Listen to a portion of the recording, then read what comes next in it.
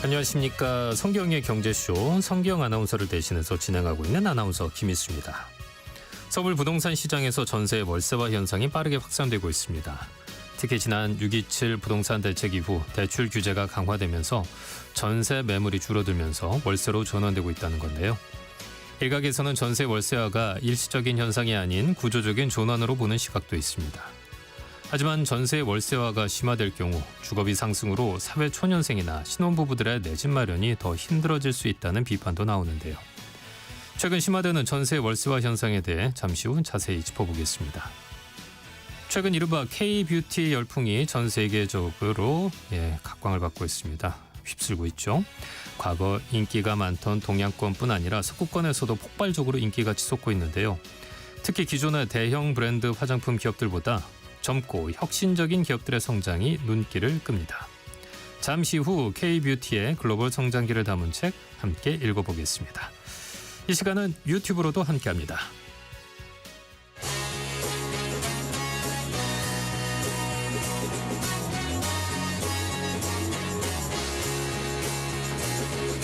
경제 시야를 넓혀드립니다. 투자의 지름길을 안내합니다. 돈 되는 정보를 발견하는 시간. KBS 1라디오 경제쇼.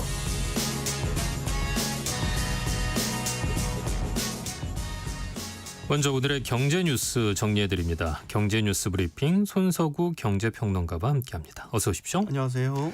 국내 증시가 오늘은 반등에 성공했네요. 네, 장 초반에 강세로 출발을 했고요. 잠시 흔들리는 모습도 있었는데 장 전반적으로 보면 이제 간밤 발표된 미국 물가 지표가 안정적으로 나왔거든요. 이에 따른 안도 랠리가 이어지는 하루였다.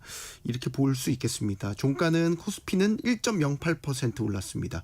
3224.37에 거래를 마치면서 3200선을 회복하게 됐고요. 코스닥은 0.86% 상승한 814.10에 각각 거래를 마쳤습니다. 오늘 매수 주체는 외국인이었습니다. 코스피에서만 6천억 원 넘는 사자 우위를 보였습니다. 시총 상위주들 10위 안에 드는 시총 상위주들은 다 올랐어요. 네. 그중에서도 삼성전자는 1%대, SK하이닉스는 오늘 3%대 강세를 보이면서 전반적으로 반도체 주들이 지수 상승을 견인하는 모습이었습니다. 간밤 미국에서 지난달 소비자 물가 상승률이 발표가 됐는데 예상치를 밑돌았고요. 물가 안정에 따른 금리 인하 기대감이 확대되는 양상이었습니다. 이로 인해서 뉴욕 증시도 3대 지수 모두 1% 이상 큰 폭의 강세를 보였습니다. 이 훈풍을 오늘 국내 증시가 이어받은 것으로 보이고요. 물론 주식 양도세 같은 정책 불확실성은 여전히 변수로 남아있다, 이렇게 말씀드리겠습니다. 네. 제조업 건설업 부문의 침체로 고용 증가세가 전반적으로 둔화하는 흐름을 보이고 있다고요? 네, 오늘 통계청이 7월 고용 동향 내놨는데요. 지난달 취업자는 2,902만 9천 명, 1년 전보다 17만 1,000명 늘었습니다. 이 취업자 증가폭을 보면요, 올해 상반기에 20만 명 안팎을 계속해서 이어왔다가 지난 6월부터 좀 확연히 떨어졌어요. 그러면서 두 달 연속 지금 취업자 수가 감소하면서 둔화하는 흐름을 보이고 있습니다. 산업별로 보면 제조업 취업자가 7만 8천 명 줄었습니다. 13개월째 감소했는데 네. 고용시장에서 제조업 일자리가 갖는 상징성은 우리나라가 제조업 강국이잖아요. 네. 그래서 고용의 계속성이 비교적 있는 양질의 일자리로 분류를 합니다. 결국 제조업 일자리의 감소는 고용의 질이 안 좋아지고 있는 신호로 해석을 하죠. 건설업 취업자 또한 건설 경기 불황이 워낙 오랜 기간 이어지면서 지난달에도 9만 2천 명 줄어서 15개월 연속 감소세를 이어갔습니다. 또 하나 눈여겨봐야 되는 게 이제 내수 상황을 보여주는 게 숙박 음식업 취업자인데요. 7만 1,000명 감소하면서 석 달 연속 줄었습니다. 감소폭만 보면 3년 8개월 만에 가장 컸는데, 다만 이제 이번 통계는 추경에 따른 소비 쿠폰 발급이 되기 전에 취업된 거니까 네. 이 숙박 음식업 취업자는 다음 달 통계를 주시할 필요가 있겠습니다. 네. 청년층의 고용 상황은 어땠나요? 우리 고용시장 구조가 계속 지금 어떻게 돼가냐면 60세 이상 고령자 취업은 늘거든요. 근데 청년층 취업자는 계속해서 감소하는 현상이 고착화되고 있어요. 지난달도 마찬가지였습니다. 60세 이상에는 34만 2천 명, 30대에서는 9만 3천 명 이렇게 취업자가 늘어난 반면에 20대 취업자는 13만 5천 명 감소했습니다. 감소했군요. 청년층 취업자로 분류를 하는 15세에서 29세까지의 취업자 15만 8천 명 감소했습니다. 더 이제 눈여겨 보셔야 될 게 이제 아예 비경제 활동 인구 중에서 일도 안 하고 아예 구직 자체도 포기한 그냥 쉬었다라고 보는 인구가 1년 전보다 6만 9천 명 증가했거든요. 이 가운데 이제 20대에서의 이 쉬었음 인구를 보니까 42만 1천 명, 7월 기준 역대 최고치였습니다. 예. 6.27 대출 규제가 시행된 지 한 달 반가량 됐는데 지난달 은행권 가계대출 증가세가 확연히 꺾인 걸로 나타났네요. 네, 오늘 한국은행에서 금융시장 동향을 발표한 걸 보면요, 7월 말 기준입니다. 예금은행의 가계대출 잔액 6월 말보다 2조 8천억 원 많은 1,164조 2천억 원으로 집계됐습니다. 증가폭을 보셔야 되는데 한 달 전과 비교해 봤었을 때 절반 이상 줄었습니다. 6월에 이 증가폭이 6조 2천억 원이었어요. 그러니까 55% 축소된 거죠. 네. 이 가운데서 이제 주택담보대출은 3조 4천억 원 늘었고 신용대출 같은 기타 대출은 6천억 원 줄었습니다. 그러면 이 주택담보대출 같은 경우가 크게 증가세가 여전하단 말이죠. 이거는 이제 이전에 몇 달간 주택 거래가 확 늘었지 않습니까? 네. 그러니까 주택 거래 체결하고 이제 잔액 대출이 계속해서 이어지고 있는 이런 현상인 거죠. 그래서 계속해서 높은 증가세가 이어졌지만 전반적으로 보면 6.27 대출 규제 이후에 은행들이 가계 대출 증가세를 최대한 억제하고 있어요. 그러면서 전체 증가분은 확연하게 줄어든 거거든요. 이유는 있죠. 이제 금융당국이 6.27 대출 규제 이후에 올 하반기 가계대출 총액 증가분을 절반으로 줄여놨습니다. 이에 따라서 은행들은 이 기준을 연말까지 맞추기 위해서 예를 들면 각종 조건부 대출부터 줄여나가는 엄격한 관리에 들어간 상태입니다. 하지만 여전히 집값 상승률도 높은 상태이고 또 하반기에는 추가적인 금리 하락도 예상이 되거든요. 그렇기 때문에 추세적으로 가계대출 증가세가 확연히 진정됐다 이렇게 판단하기는 좀 이르다라는 게 한국은행의 판단이고요. 네. 또 최근 들어서 주간 단위 아파트 가격 상승률을 보면 서울 지역의 경우에는 주간 상승률이 또 조금씩 커지는 이런 양상도 나타나고 있단 말이죠. 또 다른 측면에서 보면 대출 규제의 풍선 효과도 나타나고 있어요. 이런 것들을 볼 수 있는 게 일종의 틈새 대출 같은 건데 예금담보대출이 최근에 많이 늘었다고 합니다. 5대 은행권에서 이 예금담보대출이 한 이달 들어서만 900억 원 잔액이 증가를 했는데 이 자신의 예금 자산을 담보로 받는 대출입니다. 이게 예전에는 긴급 생활자금이나 이런 융통자금으로 이제 쓰였던 건데 최근에 이게 늘어난 거는 6.27 대출 규제 여파로 보는 시각이 있어요. 그러니까 돈을 빌리기 어려워지니까 이렇게 예금 담보 대출까지 동원하고 있다 이런 해석이 나오고 있는 거죠. 그러면은 예금은 깨기는 어렵고 그러기는 싫고 돈이 필요하고 이러다 보니까 네. 이렇게 돈을 빌리는 걸까요? 뭐 여러 가지 해석이 가능하겠지만 일단 주담대가 막혔고 네. 그다음에 신용대출 자체도 받을 수 있는 여력이 줄었단 말이죠. 근데 예를 들어서 주택거래 하셔야 되는 분들이거나 혹은 뭐 다른 식의 뭐 전월세 자금 같은 것들이 필요한 분들은 총 안 되면 예담대라도 받는 거죠. 예담대가 좀 장점이 있는 게 예. 금리가 그렇게 높지 않아요. 자신의 자산, 예금 자산을 담보로 대출 받는 거잖아요. 그러니까 금리 그렇게 높지 않고 신용 점수에도 큰 영향을 미치지 않아서 그래서 아까 말씀드린 것처럼 긴급 생활자금, 융통자금으로 많이 쓰였던 건데 지금 6.27 대출 규제 이후에 이렇게 잔액이 이상스럽게 갑자기 증가한 걸 보면 이거는 다른 대출 규제 영향 때문이다. 그래서 풍선 효과다 이렇게 네. 보는 거죠. 기업 회생 절차를 밟고 있는 대형 마트죠. 홈플러스가 대규모 구조조정에 돌입했네요. 네, 홈플러스가 지난 3월에 이제 회생 개시 결정이 난 이후에 한 5개월이 지난 상황인데 계속해서 자금 압박이 가중되고 있다고 전해지고 있죠. 이에 예. 따라서 이제 고강도 자구책을 가동하게 된 셈이죠. 홈플러스는 전체 68개 임대 점포 가운데 임대료 조정 협상에 진전이 없는 15개 점포에 대해서 순차적으로 폐점을 진행하기로 했습니다. 그리고 다음 달 1일부로는 본사 전 직원을 대상으로 희망자에 한해서 무급휴직을 시행한다고도 밝혔습니다. 노조는 강력히 반발하고 있습니다. 예. 대주주인 MBK 파트너스가 자구 노력을 전혀 하지 않는 상태에서 결국 이런 식의 구조조정은 또 회사를 쥐어짜는 행태인 거고, 또 지점 폐쇄에 대해서도 MBK가 당초에 약속했던 거는 분할 매각 없이 통매각하겠다고 발표를 했었는데, 이렇게 폐쇄를 한다라는 거는 그런 약속을 뒤집은 것이다, 이렇게 주장을 하고 있습니다. 홈플러스는 지난달에 법원으로부터 회생계획 인가 전에 M&A 허가를 받아서 매각을 현재 추진 중에 있습니다. 지금 그 동종업계에서는 뭐 이마트라든지 롯데마트 등이 인수 후보자로 언급이 되고 있고요. 이 밖에 뭐 쿠팡이나 네이버 같은 이커머스 업계, 또 중국계 이커머스 업체죠, 테무라든지 징둥닷컴도 잠재적 인수 후보로 거론되고 있습니다. 네. 우리 기업이 미국에서 중국 기업을 상대로 제기한 기술 탈취 소송에서 승소했네요. 네, 그렇습니다. 뭐 중국 기업들이 불법적이고 음성적인 방법으로 우리 한국 기업들의 기술을 탈취하려는 시도는 뭐 국내 해외 가리지 않고 계속해서 일어나고 있다는 건 많은 보도를 통해서 알고 계실 겁니다. 그런데 이제 미국에서도 중국 기업의 기술 탈취가 인정됐고 시장에서 퇴출까지 되는 매우 상징적인 판결이 내려졌습니다. 삼성 디스플레이가 경쟁업체죠, 중국 BOE를 상대로 지난 2023년에 미국 국제무역위원회 ITC에 제기한 영업 비밀 침해 소송이었습니다. 우리 이 차세대 디스플레이라고 꼽히는 OLED 관련된 영업 비밀 침해 소송이었는데요. ITC가 예비 판결을 내렸는데 중국 BOE가 삼성 디스플레이 영업 비밀을 부정한 수단으로 취득해 사용했다. 그래서 삼성 디스플레이에 실질적인 피해와 심각한 위협을 초래했다, 이렇게 판단을 했습니다.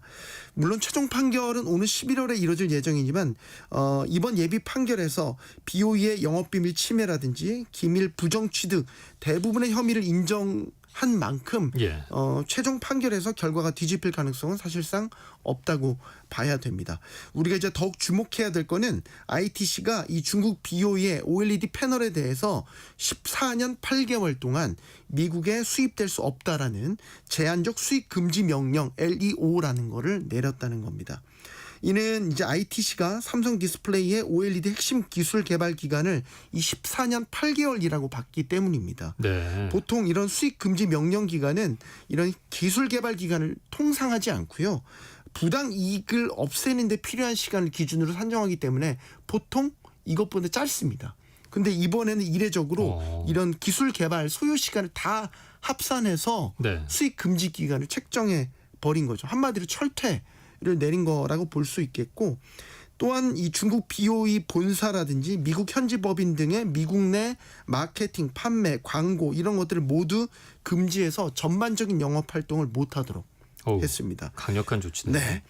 이게 중국 디스플레이 업체들이 최근에 이 OLED 시장에서도 점유율을 늘리면서 사실 우리 한국 기업들 자리를 굉장히 크게 위협을 해 왔었는데, 이번 판결로 일단 미국 시장에서 우리 한국 디스플레이 업체들이 경쟁 우위에 설 수 있는 기반이 마련될 것으로 보이고요.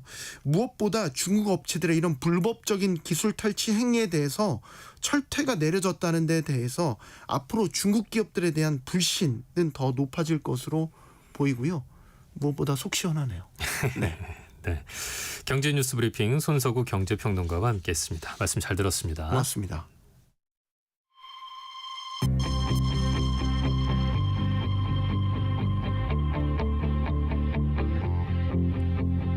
경제 전문가의 원포인트 레슨. 꼭 알아야 할 정보와 이슈를 알기 쉽게 풀어드립니다. 대한민국 경제 고수와 함께 투자의 맥을 짚는 KBS 일라디오 경제쇼. 진행의 성기영 아나운서입니다.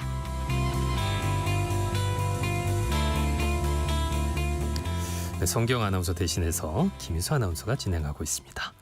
6.27 대출 규제 여파가 임대차 시장으로 확산되고 있습니다. 이 정부가 전방위적으로 대출을 옥죄면서 전세 매물이 줄어들었다는 건데요. 그런데 전세 월세화는 이미 이전부터 시작된 현상인데다 전세 대출 규제는 이전부터 금융당국이 발표했던 내용이기도 합니다. 서민 주거 안정을 명분으로 늘렸던 전세 대출이 갭 투자로 활용되고 집값을 끌어올리자 집값 안정화 정책 중 하나로 진행하던 정책이었는데요. 물론 전세대출 규제 강화 시 전세값은 더 올라가고 서민들의 내 집 마련이 더 어려워진다는 비판도 나오고 있죠. 전세의 월세화 현상 어떻게 봐야 할지 자세히 짚어보겠습니다. 최상욱 커넥티드 그라운드 대표 나와 있습니다. 안녕하십니까? 예, 안녕하십니까. 최상욱입니다. 네, 6.27 대책이 발표된 지 한 달 반 정도 지났는데요. 서울 아파트 매매 시장 좀 살펴볼게요. 한 달 반 만에 강남권 일부 아파트 가격이 다시 최고가를 찍었다는 얘기가 나오고 있던데 이거 어떻게 봐야 될까요? 네, 6.27 대책이 나오기 전에 평균적으로 서울시의 아파트 매매 거래 주간 동향은 0.4%에 육박을 했는데요.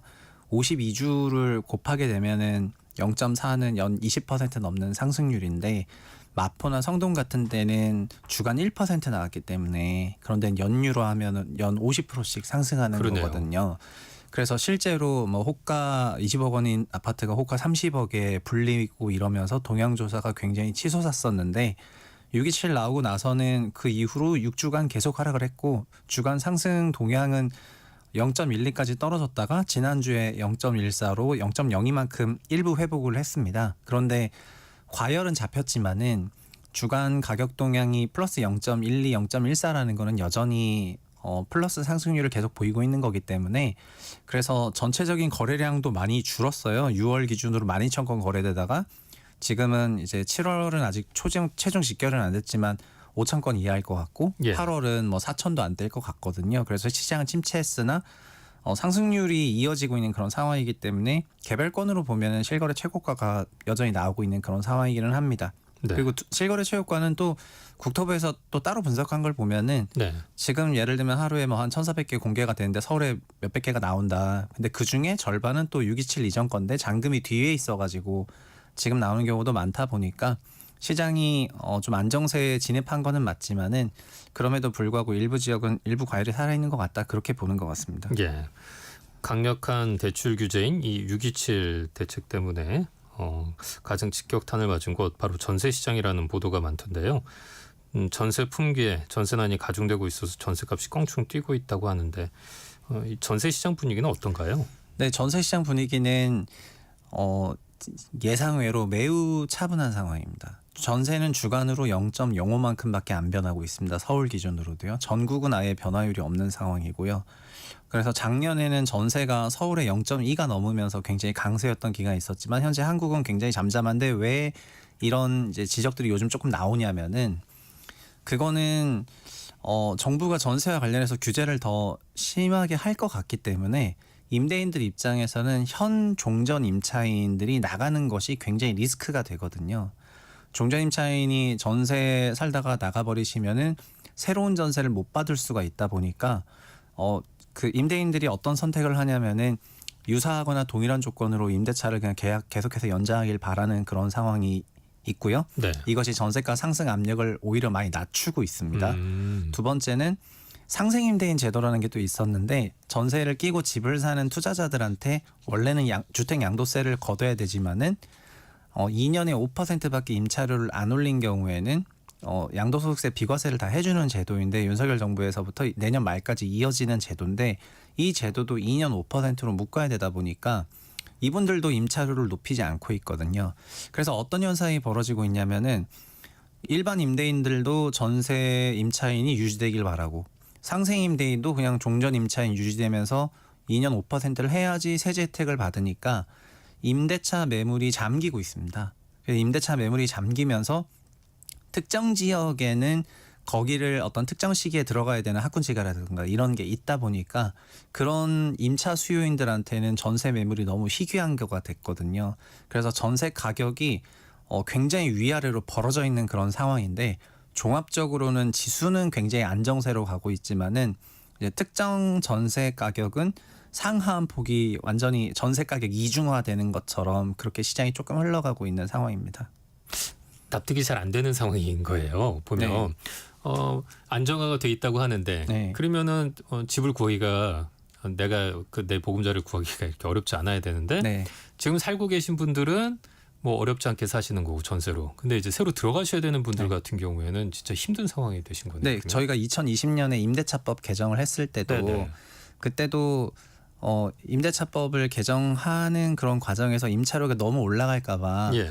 임차인들도 임대차법 개정 전에 그냥 임대차 계약을 한 번 더 연장을 하고 뭐 이런 패턴들이 조금 나오면서 임대차 시장에 원래대로 공급되었어야 할 신규 임대차권 계약들이 좀 물에 잠기는 일이 있었고 그런 과정에서 임차 수요는 그냥 계속 이어지는 거지 않습니까? 예. 특정 연도가 되면 어디 가고 뭐 이런 임차 수요가 있다 보니까 그런 불균형이 생기면서 당시에 임차가 큰 폭으로 올랐던 적이 있거든요. 근데 그때는 전반적으로 임차료가 다 올라가지고 전세 지수가 정말 폭발적인 상승을 했고요. 현재는 뭐 전세 대출 금리가 내려간다거나 하는 이런 게 존재하지 않고 전세 시세 자체는 매우 안정적입니다. 매우 안정적인데 다만 전세 물건 자체는 크게 네. 준 정도다. 그렇게 생각하시면 좋을 것 같고요. 그래서 임차인들도 역설적으로 과거처럼 전세를 엄청나게 선호하는 상황이 아니고 지금은 그냥 그럼 뭐 보증부 월세가 뭐가 나쁘냐 해서 준전세는 뭐가 나쁘냐 이렇게 해서 준전세나 보증부 월세로 점진적으로 아파트 시장에서도 변화가 일어나고 있습니다. 예. 그러면 보도는 전세 고공행진이다 이런 식으로 네. 나오고 있는데 네. 이 부분은 어떻게 좀 해석해 볼 수 있을까요? 저는 고공행진이라는 보도는 전세 네. 실거래 지수나 동향을 봤을 때는 그냥 뭐 다소 와전된 소식이라고 생각을 하고 있습니다. 그러니까 매매의 경우에는 고공을 행진했던 게 모든 데이터와 지표로 다 잡히지만은 네. 전세는 그렇진 않은데 그래서 좀 와전된 정보로 생각하고 있습니다. 그럼 우리가 생각하는 이제 전세라는 형태 있잖아요. 예. 예. 그 형태가 이제 점점 줄어들지 않을까. 네. 전에는 이제 전세 계약을 치르면은 새로운 임차인을 구해가지고 그 네. 사람이 보증금 받아서 앞에 있던 사람들 내주고 이런 네. 구조였었는데 예. 이게 지금은 좀 어려운 상황이 되고 있는 거잖아요. 대출 규제로 인해서. 네. 그렇다 보니까 예. 네. 전세에 대해서는 직접적인 대출 규제가 현재는 없습니다. 다만 전세 대출을 은행이 해주고 있는 근거는 전세 대출에 대해서 주택금융공사가 보증을 100% 해주고 있기 때문인데요. 네. 627 대책으로 달라진 거는 7월 21일부터 그러니까 한 2, 3주 전부터 전세 대출에 대한 보증을 90%에서 80%로 조금 낮추거든요. 그러니까 네, 네. 한 4억 정도 보증이 나가야 될 그거면은 한 3억 2천까지만 보증을 해주는 거니까 민간은행 입장에서는 그 8천만 원에 대해서는 이제 보증이 없는 위험 대출이 되는 거고 그러면은 그만큼 대출을 해주기 싫어하기 때문에 네. 전세 대출에 대한 한도가 자연스럽게 줄어들고 있거든요. 그래서 전세 제도에 대한 전반적인 변화는 뭐 어떤 법을 엄청나게 바꿔야 되는 것이 아니라 그냥 금융위가 주택금융공사를 통해 가지고 전세 보증 한도를 뭐 다음 주부터 50%로 하시오 이러면은 시중은행의 전세 대출이 거의 씨가 마르게 되는 상황이 벌어질 수가 있는데요.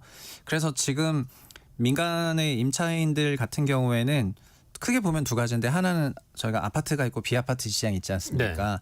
그래서 비아파트 시장 같은 경우에는 작년 재작년 22년부터 전세 사기를 포함해 가지고 전세 사기를 피하기 위한 비자발적 월세화가 되었습니다.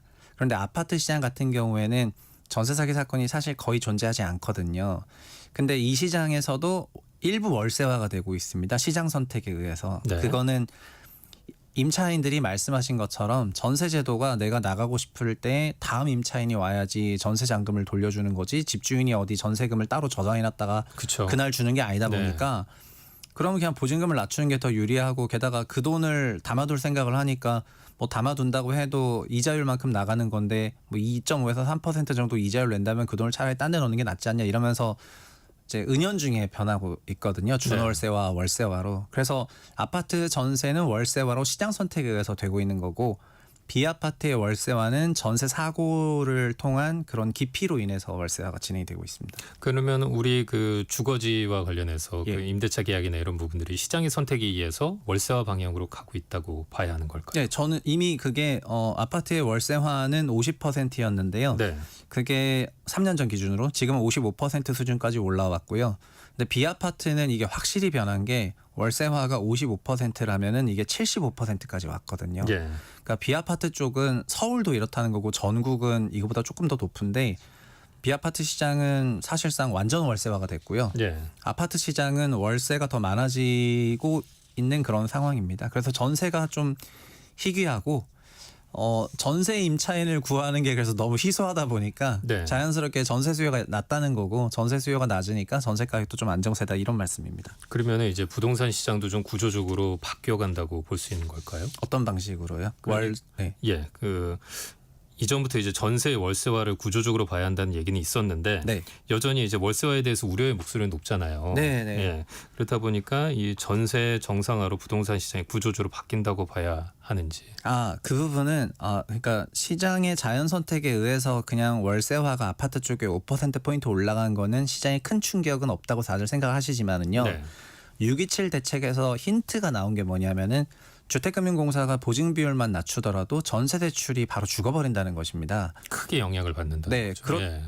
사실 이 보증이 없을 때는 전세 대출 자체가 없었거든요. 네. 그래서 이것도 금융위가 그냥 펜 한 번이면은 전세대출 보증을 없앨 수 있는 거고 전세대출 보증이 없어지는 순간 민간은행에서는 전세대출을 취급할 수가 없게 되니까 그렇게 된다면 좀 강제적인 전세의 월세화가 되지 않습니까? 네. 그래서 시장에서 우려하는 바는 이런 너무 좀 터프한 월세화가 아파트 쪽에 있지 않을까라는 거를 우려하는 부분이거든요. 예. 그래서 시장의 여론은 너무 터프한 월세화를 하시면은 임차료가 월세화가 되면서 좀 올라가는 부담이 있을 수가 있으니까 그런 주택금융공사의 전세대출 보증 비율을 급감한다거나 어느 날 갑자기 627도 갑자기 나와서 6월 27일 나와서 28일부터 한다 이런 식으로 해버렸기 때문에 네. 그런 경착륙을 안 했으면 좋겠다라는 거를 막 어필하고 있는 그런 상황이고요. 현재는 그냥 자연스러운 월세화, 임차인의 선택에 의한 그런 아파트 월세화고 비아파트는 전세 사기에 대한 회피 월세화 이렇게 보시면 좋겠습니다. 그럼 대표님 같은 경우엔 정부에서 이제 후속 조치로 전세 대출 추가 규제를 내놓을 것이다. 이 부분에 대해서는 좀 부정적으로 보시는 건가요? 아니요. 저는 오히려 그걸 내놓을 걸로 생각을 하고 그래요? 있습니다. 네. 그러니까 이미 627에서 어쨌든 90% 보증하는 걸 80% 낮췄고 그리고 그동안 전세가 원래는 좀 안정적이고 또 전세 비용이 월세보다 싸다는 그런 인식 하에 시장에서 네. 좀 수용이 활발하게 됐었던 건데 그 기저에는 주택금융공사나 주택도시보증공사가 제공했던 공적 어떤 상품들이 있었거든요. 전세대출 보증이나 네. 전세금, 반환보증보험 같은 그런 상품들과 함께 전세가 퍼졌었었는데 비아파트 쪽에서 22년, 23년 일어났던 그런 문제들을 보면은 주택도시보증공사는 4조 원의 손실을 입었고 주택금융공사 역시 전세 때문에 엄청난 손실을 입은 것은 아니지만은 사실 민간은행 이 전세로 인해서 주택 가격이 좀 더 과열되는 양상이 있었다는 게 금융위 해석이기 때문에 예. 627에서도 그게 담겼다고 보거든요. 그래서 저는 이거를 약간 이번에 7월 21일부터 테스트해봤다고 생각을 하고요. 7월 21일 이후부터 정확히 주간 전세가율 강세율이 내려오거든요. 네. 그렇다면은 앞으로 전세대출 보증 한도를 더 낮추는 정책을 쓸 거라는 게 너무 자명해 보여가지고 저는 이런 변화가 앞으로 일어날 거라고 생각을 하고 있습니다. 그러면 627처럼 이제 경착륙식의 네. 이런 대책 말고 시장에서 말하는 이 연착륙 방식 있잖아요. 네. 그러면 그런 방식에 대해서는 동의하신다는 말씀이신가요? 특히 스트레스 DSR 같은 경우에도 그것도 로드맵을 구축을 해서 1.5년에 걸쳐서 3회차에 걸쳐서 집행을 했었거든요. 근데 지금 주택금융공사의 전세대출 보증도 80% 규제 지역과 수도권에 하고 있는데 그것도 로드맵을 제시하게 된다면은 임차인이든 임대인이든 어떤 준비하는 시간은 제공되는 거기 때문에 이런 임대차에 대해서 갑자기 뭐 8월 14일부터 할 건데 휴가 끝나고 8월 18일부터 시행입니다 이렇게 하면은 다 충격이기 때문에 장기간의 로드맵을 통해서 시행을 하는 것은 전세 시장 안정화하고 그다음에 매매 시장 안정화에 그런 방향으로 작동할 거라고 생각해서 그렇게는 생각을 하고 있습니다. 근데 세입자 입장에서는 그만큼 이제 네. 생활비 부담이 커지게 되는 거잖아요. 네. 특히나 이제 사회초년생이라든가 신혼부부한테는 서민층의 주거사다리를 걷어차는 것 같다 이런 비판이 이제 그들 입장에서는 그렇게 이야기가 나올 수도 있을 것 같은데 이 부분은 어떻게 보세요? 네, 그게 전반적인 전세의 인위적 월세화에 대한 반론이고요. 예. 그런데 사실은 인위적인 전세화가 되었어 왔거든요. 우리나라는.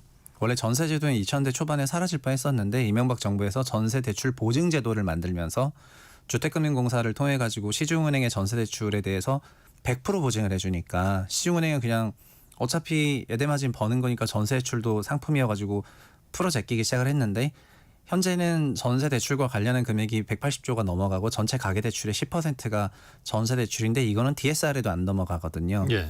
근데 전세 낀 갭 매수가 2010년대 중반부터 퍼지면서 전세 대출을 먹고 자란 전세가액 위에다가 갭 투자를 하면서 매매가 앙등을 일으켜 왔다고 생각하던 차에 그래도 전세는 서민 주거니까 살려놓자라는 게 중론이었는데 네. 전세 사기 사건 일어나고 나서부터는 공공기관도 이제 좀 맛이 가고 그다음에 전세 관련한 피해자도 너무 많이 나오면서 전세에 대한 근본적인 해결책이 필요한 시점이 됐기 때문에 공공기관도 큰 충격을 받았다는 말씀이신 거죠. 네, 전세 대출 반환 보험 상품을 팔았던 주택도시보증공사가 2년간 사주 손실 받고 지금 네. 완전 100% 잠식 상태니까 결국 그 회사 살리려면 저희가 또 몇 조 부어줘야 되거든요. 그거 다 저희 돈입니다. 그래서 그렇다면 전세의 어떤 순기능이 22년을 기점으로 어느 정도 다 된 것이 아니냐 이런 생각을 좀 하는 것 같고 그래서 전세를 좀 연착륙을 해서 그냥 시장 임차 제도는 시장에서 알아서 선택을 하되 전세를 특수하게 밀어주지는 말자는 스탠스로 전환될 가능성이 높다고 생각을 하고 있습니다. 예.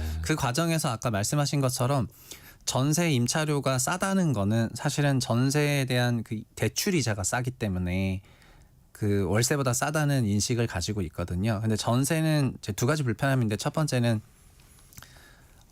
밀어내기식으로 이사를 해야 된다는 부분이고요. 전세 이사를 해보신 분은 다 공감하시겠지만 그날 내가 받아야 나도 저 집에 들어가기 그렇죠. 때문에 그래서 내가 들어갈 집에 솔직히 말하면 꾸밀 시간도 없지 않습니까? 청소 네. 붙이기도 타이트한데 그래서 이제 밀어내기식으로 해야 되는 것이 있고 그리고 그 일정 하루 이틀 틀어지게 된다면은 정말 상당한 불편이 초래가 되는 제도고 그 정도면은 그냥 불편이라고 생각할 수 있는데 지금은 임차보증금 미반환을 넘어가지고 전세보증금 관련한 사기 사건이라든가 준사기 혹은 사기는 아니지만 그와 유사한 수준의 임차보증금 미회수가 너무 많아지다 보니까 시장 선택에서 아파트 시장조차도 어느 정도 월세화를 받아들이고 있는 거거든요. 예. 그래서 그렇게 어차피 갈 거라면은 그냥 이거를 좀 더 제도화 해가지고 그런 부분을 로드맵을 세워서 잘 추진하는 것도 좋은 방침이라고 생각을 합니다. 그러니까 네. 이 전세 대출 규제가 서민층의 주거 사다리를 걷어차는 정책이다 이런 평가를 받지 않으려면은 네. 말씀하신 것처럼 장기적인 이제 로드맵을 갖고 시행이 돼야 된다 이 말씀이신 건데 예. 그러면은 어떤 정책이나 지원이 필요할까요? 그거는 저희가 월세화가 된다고 하면은 그 많은 경우에 월세 보조가 있을 거라고 생각을 하는데 월세로 내는 금액에 대해서 세액 보조 제도는 지금도 있는데요. 네. 올해 나왔던 세법 개정안에서도 월세 세액 공제가 좀 더 넓어졌거든요. 사실은 전세의 경우에도 전세 대출을 하는데 그냥 대출 심사를 하는 과정에서 소득이라든가 이런 부분은 보지만 근본적으로 전세 계약서를 베이스로 다 전세 대출을 해주게 되거든요. 네. 그리고 그 대출은 정부가 보증을 해줬기 때문에 은행 입장에서는 따로 신용심사를 심각하게 안 해도 되는 부분인데요. 회수를 100% 하기 때문에. 그런데 월세의 경우에도 마찬가지인데 월세 세액 공제의 대상을 지금은 너무 좁다고 생각을 하는데 좀 더 보편적인 월세 세액 공제로 늘리는 방식으로 보조를 하는 것이 좋다고 생각을 합니다. 그리고 이런 방식이 되면은 월세 소득에 대한 그 이제 징수도 과거보다는 훨씬 더 많이 열리게 되거든요. 현재 전세는 간주임대료 제도로 인해 가지고 그 임차 소득에 대한 그 회수가 거의 안 되는 상황입니다. 그래서 이런 부분에 변화가 있을 거로 생각합니다. 세수까지 연결해서 보면. 앞서 이제 그 말씀드렸었는데 부동산 시장이 꿈틀하기 시작했다는 보도도 네. 이제 나오고 있고요. 예. 그리고 또 정부가 이제 후속 대책을 내놔야 한다는 얘기도 또 나오고 있는데 예, 맞습니다. 그러면 어느 정도 속도로 어떻게 대책이 나와야 된다고 보세요? 현재 꿈틀댄다는 거는 0.43에서 0.12까지 6주 연속 내려가다가 지난주에 0.14로 튀면서 좀 꿈틀대는 거 아니냐 이런 얘기가 나오는 거고요. 그리고 추가 대책이 어떤 게 나올 거를 생각하냐면은 결국 주택시장 대책은 수요 공급 대책인데 네. 수요 대책은 금융부처 주도로 내고 공급 대책은 국토부 주도로 내거든요. 근데 어제는 뭐 기재부에서 갑자기 국공유지를 관리하는 캠코를 기재부가 가지고 있다 보니까 자산관리공사가 가지고 있는 도심 내 뭐 빈 땅 등을 활용해서 3.5만 호를 공급하겠다고 하는 공급 대책을 기재부가 냈지만 사실 공급 대책은 이제 국토부가 낼 거지 않습니까? 그러니까 네. 시장에서 생각하는 차기 대책은 이제 국토부의 주택 공급 대책이 나올 거라고 좀 생각들을 하고 있고요. 그게 시장 컨센서스가 있고 또 그 컨센서스를 상위에서 내냐 하위에서 내냐 또 어떤 성격을 내냐 이런 걸 가지고 시장에서는 이런저런 갑론을박을 하고 있습니다. 그럼 만약에요. 그 전세 대출이 집값을 떠받치고 있는 상황이라고 본다면 예. 전세 대출이라든가 아니면 이 전세 제도가 사라지게 되면 아무래도 좀 급격한 충격을 받지 않을까 싶은데 뭐 일본의 버블 붕괴? 네. 뭐 상상하고 싶진 않지만 그런 문제를 또 염려하실 수도 있지 않을까요? 네. 그래서 아까 627이 628부터 시행이 된 것처럼 네. 좀 마치 너무 과도한 혁신성이나 아니면 과도한 서프라이즈를 추구하는 차원에서 전세 대출 보증 한도가 어떤 법제화된 게 아니라 그냥 공공기관의 프로그램이니까 그거를 금융부처가 어느 순간 0으로 꺼버리게 되면은 시중은행에서는 저는 거의 그 다음 날부터 전세 대출이 없어질 것 같거든요. 예. 그러면은 현재 전세금이 과거에는 그러니까 이런 전세 대출이 없었을 때는 과거의 전세금이 다 자기 돈이었습니다. 그런데 지금 전세 대출이 나오면서는 대출 200조를 먹으면서 대출 기반에서 조달을 하고 있는 그런 상태거든요. 근데 그 돈을 어느 순간 갑자기 마련할 수는 없는 거기 때문에 이렇게 전세 대출에 대한 경착륙을 하게 되면 당연히 시장도 뭐 크래시가 나겠죠. 그래서 그런 부분으로 인해 가지고 627에서는 10%포인트 보증 한도를 낮춰본 거고요. 네. 7월 21일부터 전세가가 오히려 더 안정화가 되는 걸 봤기 때문에 그냥 장기적인 로드맵에 걸쳐서 추진을 할 걸로 예상하고 있습니다. 예. 자, 최상욱 커넥티드 그라운드 대표와 함께했습니다. 말씀 잘 들었습니다. 예, 고맙습니다. 감사합니다.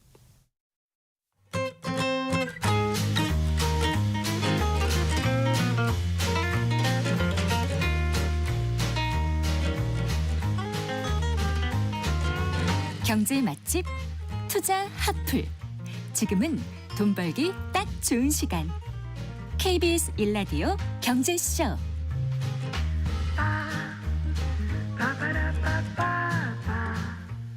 책에서 경제 보는 눈을 키우고 투자의 길을 찾는 경제 읽기 시간입니다. K-뷰티 산업의 어제와 오늘 그리고 미래를 엿볼 수 있는 화장품은 한국이 1등입니다. 함께 읽어보겠습니다. 미래에셋 투자와 연금센터의 이상건 센터장과 함께합니다. 센터장님 어서 오십시오. 네, 반갑습니다. 자, 한국 화장품 산업 전 세계적으로 인기가 엄청난데요. 예. 어떻게 성장할 수 있었는지 그 배경을 알 수 있는 책을 함께 읽어보려고 합니다. 예. 먼저 이 저자와 책에 대해서 소개 좀 해주시겠어요? 제가 근데 이 책을 준비하니까 어제 오늘 화장품 주가가 뭐 우수수 많이 떨어져가지고요. 예, 이 책을 쓴 지은이는 그 유통과 화장품계 애널리스트로 잘 알려진 박종대 애널리스트가 쓴 책이고요. 아, 잠시만요. 제가 너무 크게 웃었던 것 같아요. 아닙니다. 그 투자하셨던 분들한테 정말 죄송합니다. 네. 뭐 주가야 뭐 오르고 내리는 거니까 네. 또 많이 올랐었으니까요. 네. 아까 말씀하신 것처럼 올해 상반기 화장품 수출액이 6조 4천억 원이에요. 화장품 수출액만. 네. 그러니까 이제 지난해 같은 기간 대비해서도 거의 10% 이상 성장을 했고요. 이게 지금 매년 사상 최고치를 경신하고 있어요. 최근에. 그 일본과 미국 과거에만 하더라도 이게 화장품 선진국들 아닙니까? 그렇죠. 여기서도 지금 이제 일본과 미국에서 수입하는 화장품 국가 1위가 프랑스가 1등이었는데 지금은 다 한국이 다 1등이에요. 네. 그러니까 우리나라 제품들이 그 선진국 시장에 가서도 잘 먹히고 있는 것이고, 그래서 이 책은 이제 왜 한국 화장품 산업이 세계적으로 소비자의 마음을 이렇게 사로잡고 있는지, 그리고 이런 한국 화장품의 이 변화가 그 세계적인 인기를 끌고 있는 변화가 구조적인 것인지 일시적인 것인지. 옛날에 이제 중국에서 화장품들이 굉장히 1등에서 인기가 있었어가지고 그 LG 생활건강의 주가가 엄청 많이 올랐었어요. 그런데 그 다음에 중국에서 이제 우리 보따리상이라고 그러잖아요. 이게 이제 규제가 생기고 이러면서 또 중국에서 인기가 좀 떨어지면서 지금 주가가 어마어마하게 떨어졌거든요. 반대로 이렇게 좀 일시적인 것인지 아니면 이게 구조적으로 계속적으로 확장되어 나가는 것인지. 예. 확장되어 나간다 그러면은 사실 여전히 우리가 이제 화장품 산업에서 기회를 엿볼 수 있는 거고요. 그리고 이런 경쟁력의 비결이 어디에 있는지 이런 것들을 이제 그 우리나라 화장품 산업의 어제 오늘 그리고 미래를 이렇게 가늠해 볼 수 있는 책이라고 할 수가 있습니다.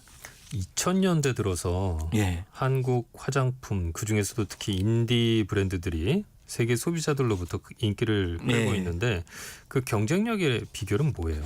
예, 그 저자는 2003년 이후에 20년 동안 네. 한국 화장품 산업만의 특이한 구조적 변화가 있었다라고 얘기를 하는데 일단 그 배경 첫 번째 배경에는 네.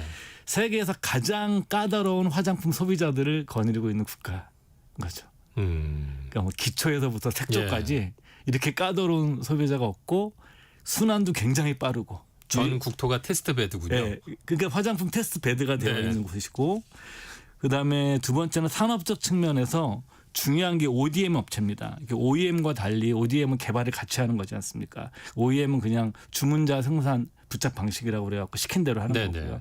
한국은 ODM 업체인데 ODM 업체 글로벌 1등, 2등이 다 한국에 있습니다. 그리고 여기에 또 연구 개발 인력이 또 500명이 넘어요. 그러니까 이 정도의 그 글로벌 차원의 ODM의 연구 개발 능력을 가진 국가가 우리나라밖에 없는데 이게 왜 중요하느냐? 내가 화장품 산업을 새로 시작하려고 그러면 공장을 줘야 되잖아요. 예. 근데 ODM 업체가 있으면 공장이 필요 있어요, 없어요? 없겠네요. 없죠. 네. 그러니까 내가 뭐만 있으면 돼요. 제품의 아이디어. 퀄리티와 아이디어만 네. 있으면 되는 거예요. 그러니까 내가 보면 젊은 인재들이 벤처 정신 가지고 뛰어들어서 아이디어가 있고 제품 퀄리티를 높이고 마케팅 능력만 있으면 대박을 칠 수 있는 토대가 만들어진 거예요. 그러니까 한국은 다른 나라와 달리 원료에서부터 용기, ODM, 브랜드, 유통까지 다 갖춰져 있는 건데 제가 ODM까지 말씀드렸잖아요. 그다음에 유통 문제도 해결이 돼요. 해외 진출해야 되려고 그러면 옛날에는 어디다 위탁을 하거나 직접 개척을 해야 되는데 지금 한국에서는 실리콘2라는 화장품 유통 전문 기업이 있어요. 예. 근데 이 기업이 어떻게 하느냐 그냥 물건 뛰어다녀 팔기만 하는 게 아니라 물건을 직매해서 그 화장품 업체한테 돈을 줍니다. 재고를 자기네가 가져가요. 돈이 빨리 들어오네요. 네. 예. 그러니까 기업들이 제품만 괜찮고 하게 되면 하고 해외 진출도 자기네가 안 하고 다 알아서 해주고 이런 식으로 글로벌 유통 체인도 한국은 가지고 있고 그 원료에서부터 용기, ODM, 유통까지 전 밸류 체인을 다 가지고 있는 국가가 없는 거예요. 이게 한국에서 만들어진 거죠. 그러면 우리나라는 어쩌다가 이런 구조를 갖다가 형성하게 된 걸까요? 그게 이제 이 책에서 한참 설명을 하는데 네. 화장품의 유통 구조가 변하면서 네. 있었는데 그중에 옛날에 이제 우리가 이랬거든요. 옛날에는 여러분들 뭐 화장품 이렇게 아줌마라고 그러시던 시절이 있었잖아요. 방문 판매하시는 분들. 그쵸. 네. 그렇게 하다가 이제 원 브랜드 샵이 만들어지죠. 네. 한국에서 미샤라든가 뭐 이런 식의 네. 원 브랜드 샵 이것이 다 망하고 그다음에 H&B라는 올리브영 같은 것이 등장을 하면서 올리브영에서 어떤 일이 일어납니까? 올리브영은 그 매대에 올라가기 위해서 인디 브랜드들이 치열한 경쟁을 하는 곳이에요. 네. 그러다 보니까 올리브영을 통해서 완전히 테스트를 할 수 있고 여기에 플러스가 뭐가 있었냐면 한국은 다른 나라와 달리 온라인이 세계에서 침투율이 가장 높은 나라예요. 그렇죠. 그러니까 여기 ODM까지 있고 원래. 그러니까 아이디어가 있고 팔로가 생긴 겁니다. 네. 그러니까 내가 유통업을 내가 직접 오프라인에 건설하지 않아도 돈이 많이 들잖아요. 네. 하지 않아도 할 수 있는 인프라가 자연스럽게 진화하면서 구축이 된 거죠. 그러니까 온라인이나 모바일 이 예. 생태계가 성장하는 데 있어서 크게 도움이 된 거네요. 그렇죠. 엄청나게 큰 도움이 된 거죠. 왜냐하면은 여러분들 내가 하나의 뭐 장사를 하려고 그래도 네. 실제로 내가 가게를 하나 얻으려고 그러면 임대료 내야 되고요. 예. 그다음에 인테리어 해야 되고요. 그렇지만 모바일로 들어가게 되면 어떻게 됩니까? 그럴 필요가 없어요. 네. 게다가 우리나라는 온라인 채널 비중이 전체 소비 유통업 중에서 절반이나 됩니다. 50%나 되는 국가니까 테스트가 다 되어 있는 거예요. 그러니까 인디 브랜드들이 경쟁력이 셀 수밖에 없는 게 H&B 올리브영 가서 테스트 받죠. 모바일에서 테스트 받죠. 여기서 살아남은 것들이 나가는 거예요. 예. 그러니까 뭐 비슷하게 얘기하면 뭐하겠지만 임플란트도 그렇거든요. 우리나라 임플란트 업종도 세계에서 임플란트 시술이 가장 많은 나라가 어떤 나라일 것 같으세요? 설마 우리나라인가요? 우리나라 1등이죠. 네. 그러니까 우리나라 임플란트 기업들이 왜 나가면 세계적 경쟁력을 갖느냐? 한국에서 치열하게 경쟁하면서 테스트를 제일 많이 임상을 제일 많이 해본 산업 분야 중에 하나예요. 과연 이 상황을 갖다가 예. 어떻게 받아들여야 될지. 아니 좋은 거죠. 그런가요? 좋은 거죠. 왜냐하면은 새로운 비즈 생태계가 만들어진 거고 네. 고령화 사회가 되면 치아 같은 경우는 어느 정도 임플란트를 해야 되거든요. 이것이 가장 완벽하진 않더라도 내 치아 건강을 유지할 수 있는 가장 확실한 방법인데 그걸 비싸지 않은 가격에 할 수 있는 거고 현재 우리나라 화장품 시장에서도 이게 고가 시장으로 들어가고 있는 게 아니거든요. 예. 그 저가 시장에서 높은 퀄리티의 저가 시장을 가서 서구 사회의 MZ 고객들을 우리가 이제 장악해 들어가고 있는 거기 때문에 다 이게 굉장히 좋은 거죠. 예. 근데요, 사실 온라인이나 모바일 같은 네. 경우에 우리뿐만 아니라 다른 나라들도 네. 그런 생태계를 갖고 있잖아요. 네. 근데 우리만의 좀 특별하게 장점이 있을까요? 그게 우리나라 사람들이 뭐냐면 빠르잖아요. 네. 그러니까 테스트라는 건 뭐냐면은 피드백이 빠를수록 테스트가 많이 이루어지지 않습니까? 그렇죠. 그러니까 우리나라 같은 경우에는 어떤 제품을 내놓고 고객들 평이나 이런 것들 테스트가 그 어떤 나라보다 빠르고 당연히 이것이 말 근데 온라인 비중이 작으면 테스트가 있다도 의미가 없는데 네. 우리나라는 온라인 비중이 절반이나 되니까. 네. 그러니까 생각해 보시죠. 우리가 이 화장품 얘기는 아니지만 거대 유통업체들이 쿠팡이 등장하면서 한 방에 휘청거렸습니다. 네. 그러니까 그 정도로 한국에서 뭐냐면 온라인 이 시장의 파워가 굉장히 강한 나라인 거죠. 네. 피드백도 빠르고. 거기에다가 평가하는데도 인색하지 않은 소비자들이 있는 거고요. 인색한 거죠. 엄청 까다로운 거죠. 그러니까요. 네, 엄청 까다로운 소비자들 테스트를 거쳐서 네. 살아남은 기업들인 겁니다. 대단한 네. 거죠. 네. 자, 해외 시장에 진출할 때도 온라인 이커머스 시장으로 들어가고 있다는데 이 부분도 좀 설명해 주세요. 지금은 이제 미국이나 유럽이 굉장히 중요해져 가고 있는데 초기에 들어갈 때 한국 기업들이 일본 시장을 공략했었어요. 근데 일본에도 이제 시세이도 같은 그 하이 퀄리티 포지셔닝 되어 있는 이런 그 화장품 회사들이 굉장히 유명한 회사들이 있지 않습니까? 네. 근데 재미난 거는 일본 같은 경우에는 2019년도까지 화장품 판매에서 온라인 비율이 4%밖에 안 됐어요. 10%가 아니라 4%. 그럼 다 이제 직접적으로 만나서 예. 판매가 이루어진 거예요. 드럭스토어 같은 데. 네. 예? 약이랑 같이 파는데 네. 이런 데서 다 오프라인 매장에서 다 팔리는 겁니다. 이게 왜 그러느냐? 일본은 세계에서 고령화가 가장 심각한 나라예요.